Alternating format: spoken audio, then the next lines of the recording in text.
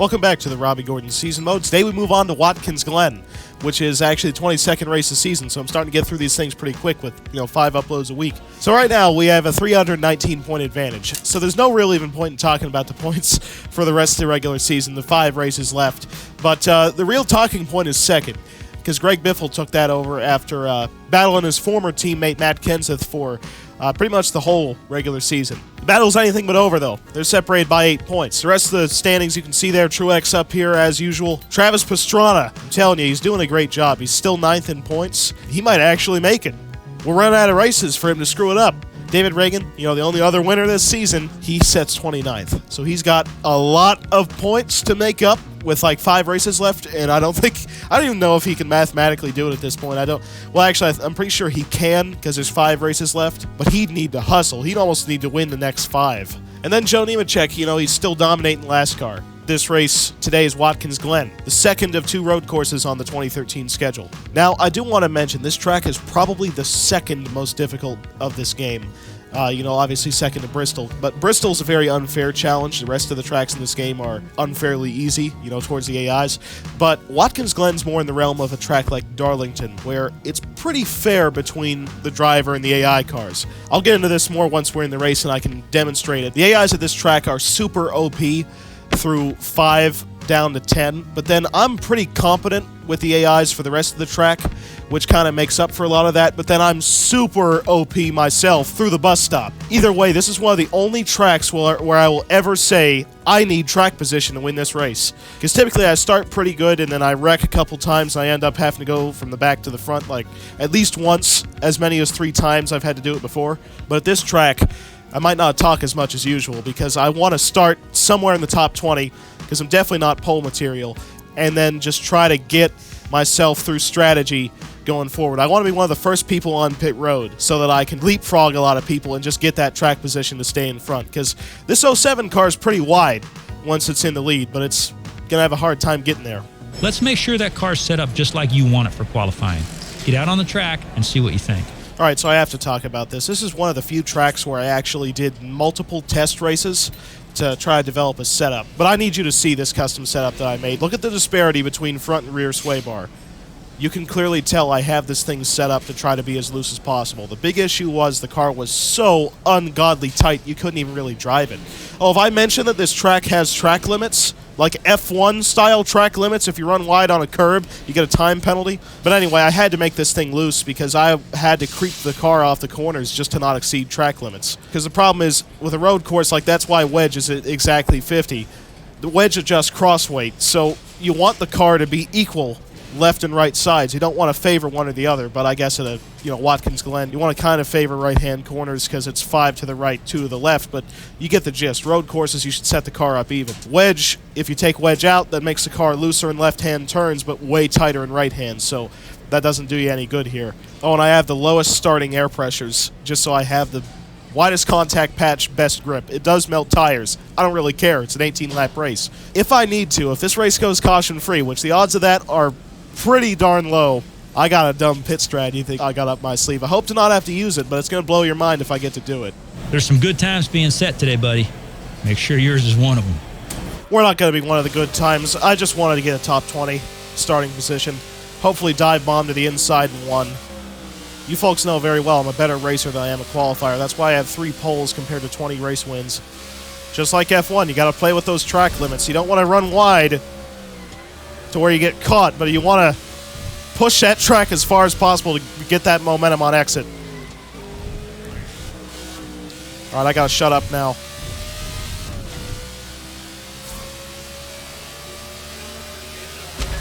Great practice. Ambrose. Break out here. Face that pole. No one should be surprised by Ambrose being on pole for a road course again.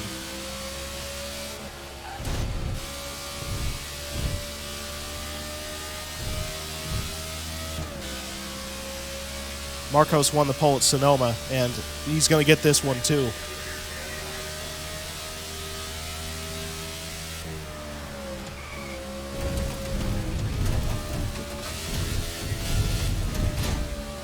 Oh yeah.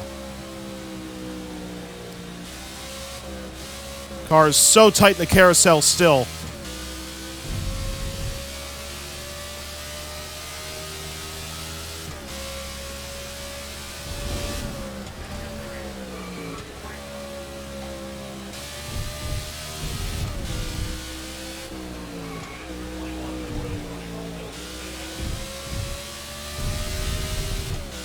That's all I had. For a qualifying run, that's all I got. That's fine, man. 20th? Good slide. I said I wanted top Just 20, gotta get a didn't I? little bit faster for the race. Good, strong performance, pal. You're in the front half of the pack. I really don't like starting on the outside. I think I'm going to have to bully Jamie McMurray going down to 1. If there's any guy who I can get away with that, it'll be him. Austin Dillon as a part-time rookie outqualified me. All right, Marcos on pole. That's pretty good. I like how this game has somewhat decent ratings for qualifying, at least. Marcos actually sweeps the road course poles. And by the way, a 67.54. That's freaking fast around this place. Johnson second, Kurt Busch third. You know, pretty stable. Juan's up here. That's cool. Travis Pastrana 35th. This race is probably going to be his worst enemy when it comes to the points. Joe Nemechek, 3.5 seconds off pace. That's about right. Good luck, pal. Give us a great show. Hi, everyone. Mike Joy and Darrell Waltrip welcoming you to Watkins Glen International, where they've been having great racing since 1949. Mike, this is a fast road course. You carry a lot of speed around here. Up that back straightaway, into the bus stop. Tony Stewart seems to be the guy that's got this place figured out the best. It's a road course, Darrell, but it's a momentum racetrack. It really is. The way you go down in the first turn, you got to catch a gear all the way down to first gear there, and then up through those S's. Watch for some exciting racing. Again, going into that bus stop. There's a little time to be gained, and there's a whole lot that can be lost, both entering and exiting each one of Watkins Glen's unique turns. All right, this start of this race is going to be super dumb. Prepare yourself. I'm going to do something stupid, and I'm going to see if it sticks. Boogity, boogity, boogity! Let's just be a little shifty today, boys and girls! Ray's got that car running great. Trying to push it hard out there. I'm talking top 20 today, buddy. You can do it. It worked. They're going everywhere. And I like my spotter saying Ray's got this car hooked up. I believe him.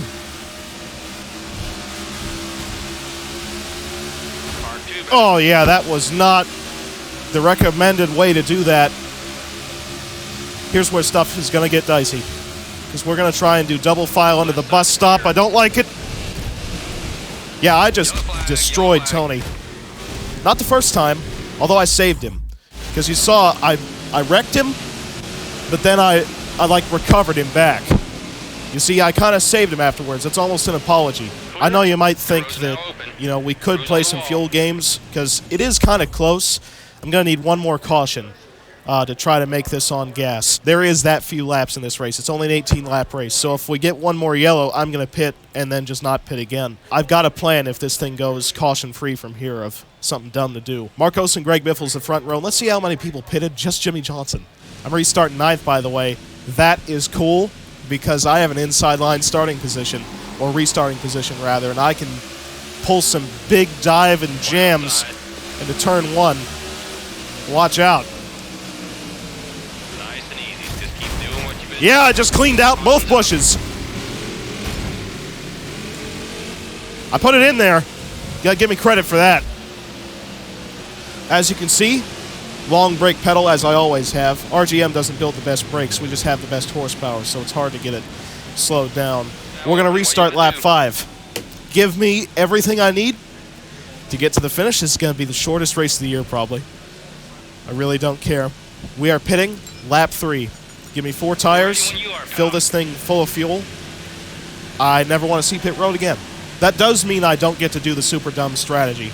I'll just tell you what my plan was. You can get away with taking just left side tires in a splash on like lap 8 or 9, and that's like a definite win because it gives you so much track position, but we're not going to be doing that. If you want to try it yourself, go ahead. It's a good strategy if you can keep yourself from wrecking. That I can't do, so I'm going to restart 38th, but it really doesn't matter because I'm now into the strategy window because we're going to restart lap 5, and I'm actually in the window to make it. Considering I'm so far back, I'm going to jam it down to turn 1 again and get another caution, but unless we can keep it together, that'd be cool if we could. All right, Kurt Busch is kind of giving me something to work with. The leader's 4 seconds in front. Wow, they didn't make it. I thought for a second that was going to actually work. Truex wrecked again, though. I am really getting into him a lot, whether it be my own fault or by proxy. Definitely don't have to pit. In fact, I don't have to pit again. I'm going to restart 27th, which is actually good. because that's inside line. We're actually almost halfway. I've been recording for 5 minutes. Car outside. Oh, Get your jeez. door. Okay, let's get in there. You got this. Nice work, man. Car outside you. That just happened, First is leading by 3 seconds. and the field's going to have to deal with it. All right, I'd love to make a lap. Just give me one lap where we don't wreck it.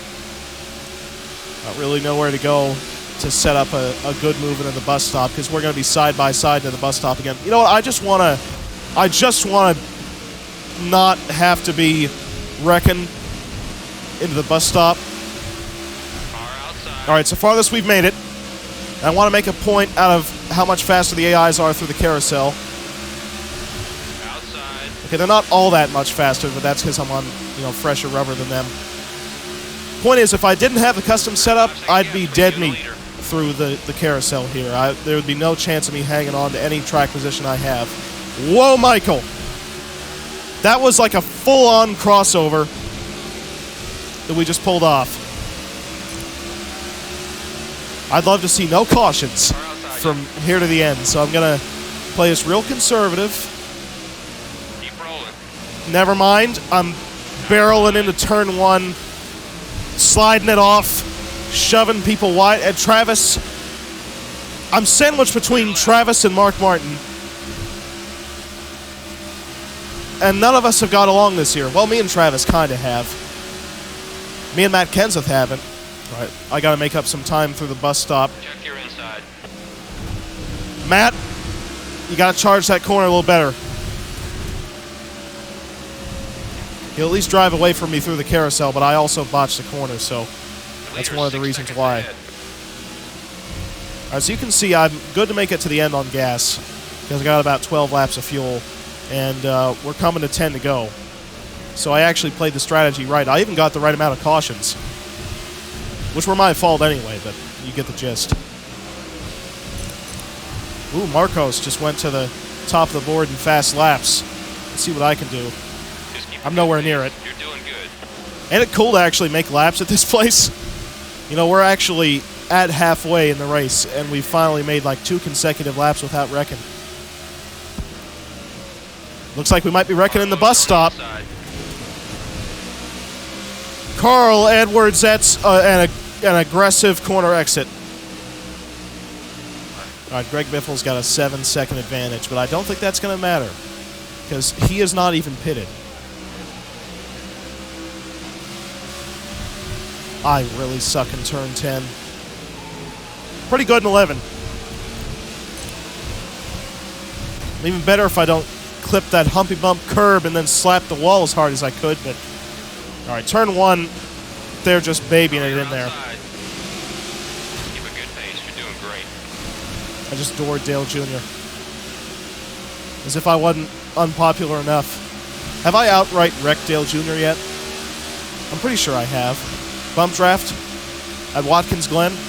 I gotta clear all these guys into the bus stop because I do not like side-by-side stuff. Car in front's headed to the pit, though. That's good. That's actually really good. That plays right into what I was trying to do. Danica and Trevor Bain up in front of me. First is in front by 8 seconds. All right, so Greg is actually gapping me because it was 7 seconds, now it's 8 seconds. But I still don't think that's going to matter because those guys have to pit. All I have to do is run good enough lap times to gap the people who don't have to pit. R2 back. Those on my strategy. I have to gap the people who are on my strategy, is what I'm trying to say. Almost gained 3/4 of a second on the guy ahead. I know I said that in a really long and stupid way, but that's the point I'm getting at. 8 to go. Oh, that Clear was left side. that was way overcooked. At least kept it on the track. It's hard not to want to overdrive the corners at Watkins Glen because you can in every other game, except for this and inside line. Because, stock car racing at a road course. The whole point is, if you give me paved runoff, I'm supposed to run on it. Everybody else is. Car in front's heading to the pit. If I were to run wide on this curb, let's say, I would be assessed like at least a half second to a 2-second time penalty. Most of the field pitting. You're doing great, man. Most of Good the job. field pitting. Really good. Come on, man. 7 to go. Hey, I short pitted. I'm good to the finish. 7 laps to go. I got 8.7 laps of gas. And I'm in second Oh my god, am I going to have a good advantage. This is going to be rated like the worst race of the season. Because we wrecked the first half, and the second half looks to be a washout. Okay, let's get through that. Front's heading to the pit. Yep. Let's get through that bus stop efficiently. That actually was pretty solid. There's no way I don't think I'm going to best Greg Biffle's lap time. Because when I had the best Stickum out of the tires when they were fresh, I was too much in traffic. So now running clean air, my lap time's better, but I don't have the grip to rival Greg's time. It's not about being the fastest, it's about being the best. And Greg is not being the best right now. Yep, there goes Brad. That's the point. 6 to go. There you go. That's probably my best lap. At this point, I need to try not to best it. And just hold on to the lead because I'm screwing up. So I have a 9.4 second advantage. The whole goal of the rest of this race becomes don't screw it up. We having fun out there? I don't know if you'd exactly call it fun. Because I'm kind of just riding and trying to manage an 8.3 second lead. But this track is fun to drive. I can say that. That's regardless of any game. Though I wish I didn't have such strict track limits. This place is way funner when you can run all over the racetrack. At least you can cut this. The beginning part of the bus stop. That's a fun place to try to play chicken with that outside guardrail. Keep it on the track. I know I have an 8.4 second lead, but I still don't want a time penalty. It tarnishes the whole race. Here, you know what? Since I've made a bunch of points out of left side tire wear, you know how it's a viable strategy to take lefts, just have a look at it. So there's the left sides. You can see they're very worn. There's the right sides. A lot less. I mean, still pretty worn, but that's because we're at the end of the cycle for the most part. Kurt just pitted, and I have a 27-second lead. But it's above Greg Biffle. So he is the man right now when it comes to the points. Like, he is going after us. It's kind of all for naught at this part of the regular season, but he might have a strong chase run. Imagine, though, if, like, a chase miracle happens, and it's, like, Travis Pastrana going after at least second. I don't think I'm going to falter in the chase because there's too many good races for me, especially Dover, where I lapped the field by 3 laps. Keep digging, buddy. It's not over yet. I know it might not be over yet, but man, it's feeling like it. By the way, Biffle actually finished runner-up at Sonoma, so he's becoming a really, really prominent road racer. Only second to God's here, Robby Gordon. I'm running up on lap cars, and I'm not even going to try to pass them unless I can do it, like, really super easily. Like, I think that's Josh Wise up there, so I might be able to get him just, like, down the straightaway or something. But I ain't wrecking over a dumb lap car like how Robby Gordon has a habit of actually doing. Oh, almost kicked the car out of gear right there, like what I did at Sonoma. All right, white flag. Race is official, 27-second advantage. I'm going to be able to get by Josh Wise right here. Car outside, at your door. Bit of a slide job. Oh, hey, look, it's Joe Nemechek. Look at how much slower he is. My God. Come on, Joe. Step on it. You see, I almost blow the bus stop trying to pass him. At least I didn't. Got a car behind. Look, he's still faster than me in carousel. See, that right there proves my point about how good the AIs are through the carousel. Joe Nemechek kept up with me. That is almost unacceptable. See, look. Turn 10. Closing in. Turn 11, he won't be able to do anything about it. You're clear. Watch. Just put half a second on him. I don't get the difference in difficulty from corner to corner, but we won. Woohoo! Great job, man. Great job. Same great driver, just another day in victory lane. Awesome job, little buddy. That took under 20 minutes to record. Probably the first time ever. Hope you enjoyed your mini dose of racing. They're loving you for that one, Watkins Glen, you barely got to see anything happen. except for a bunch of wrecks. God tier Robby Gordon put it on him again, like a 30-second advantage above Greg Biffle. I wonder where Kenseth finished, because that's not going to be good for him in the points with Biffle doing this good. I got to do the burnout down here. It's like tradition, isn't it? Get them loops going. Now got to do a backwards lap of the Glen. That's going to be weird.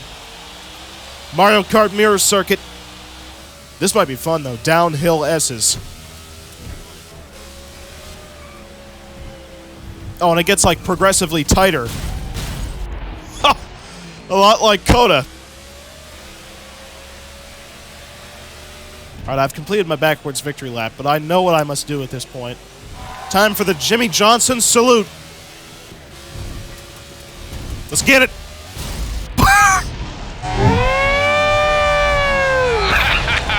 Way to go. That's how you celebrate at Watkins Glen. I almost went through the catch fence in the grandstands. That was actually a really easy race to win. I know I talked about this track having, like, better balance challenge. That's only when the strategy works. This was too dumb to be competitive. That was incredible. Victory lane suits you, buddy. Look at that, a time penalty. I guess I got the time penalty in post-race because of my Jimmy Johnson celebration. Note, if you play this game, in the words of Ryan Preece, don't do that, because it's actually not a smart idea at all if you don't win by a crap ton. Because if I would have won by any closer margin, that would have probably cost me the victory, if I understand this correctly. So yeah, don't try that out yourself. Leave that to the professionals at wrecking. But yeah, if this race would have went caution-free, my whole point about the competition being more balanced would have showed itself. But I didn't fully expect the strategy to get dumb, but I should have. Because, I mean, I haven't had that happen in the, like, 7 test races I've done. But go figure, the one time I sit down to record it, that's when the strategy gets stupid. But anyway, Greg Biffle's second, by a lot. Although he is becoming a serious point contender, and also apparently the second best road course racer in the field. Double pole man, Marcos gets third. From there, the top 10 is nowhere nearly as blessed as it was at Indianapolis. Matt Kenseth down in 19th. That is really bad for his points. Travis Pastrana, though, recovering to 16th from a 35th place starting position. Danica, 11th, just outside another top 10. I can't believe, though, they added a time penalty after I had already won the race. That is crazy. I know it didn't affect the fact that I won. Man, imagine how much that could screw you over if you didn't know that. And the race was close. Martin Truex Jr. down in 24th. That's not good for his point deal. David Reagan 37th. That's terrible for the wild card. I don't think he's got any chance at it now. Juan all the way down 38th. Dennis, Jeff Gordon. I mean, at least Joe Nemechek, you know, he was slow enough for me to lap him. That might actually take Jeff Gordon out of even a chance at getting a chase spot, because he was right on the verge of falling out of the chase grid. A 40th place finish is not what he needed. Like I said, I had no idea that they would give you a time penalty for doing the Jimmy Johnson salute. You have to do that if you know very well that you won by a lot. And as you could tell, I panically pressed the replay button because I dropped my controller but caught it by pressing the X button, which means I could have accidentally pressed restart race and really destroyed my day. I really hate this. I know I could just take the spaces out, but I've been putting spaces in every single one of them, so I'm one character short again. Watkins Glee. Where's that Watkins Glen?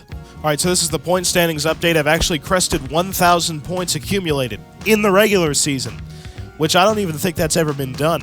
But I have a 324-point advantage above Greg Biffle, as he is really establishing himself as the second-place guy. Matt Kenseth had a not-so-good go at it at Watkins Glen. Then, you can see the rest of the point standings. Travis Pastrana is the biggest impressor. He's still 9th, and actually with a pretty good point advantage. McMurray just taking 10th in the standings. Look at Marcos.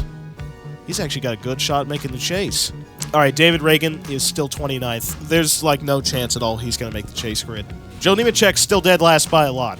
So anyway, that does it for this edition of the Robby Gordon Season Mode. I'm hoping you've enjoyed it. Wish this thing would have gone caution-free, but the stack-ups into one were just a little too major for me to deal with, and how far I was going into the braking zone was more than what the AIs could deal with, so I was kind of ARCA breaking it down to the corner, but they didn't see me coming. That was the biggest problem. Somehow cheated them out on strategy again, because, first one to come down pit road normally wins in these types of situations, and that's exactly what happened. But anyway, don't forget to like, comment, and subscribe. I've got a Patreon set up and more Robby Gordon stuff coming up, as always, and whatever else I come up with as well.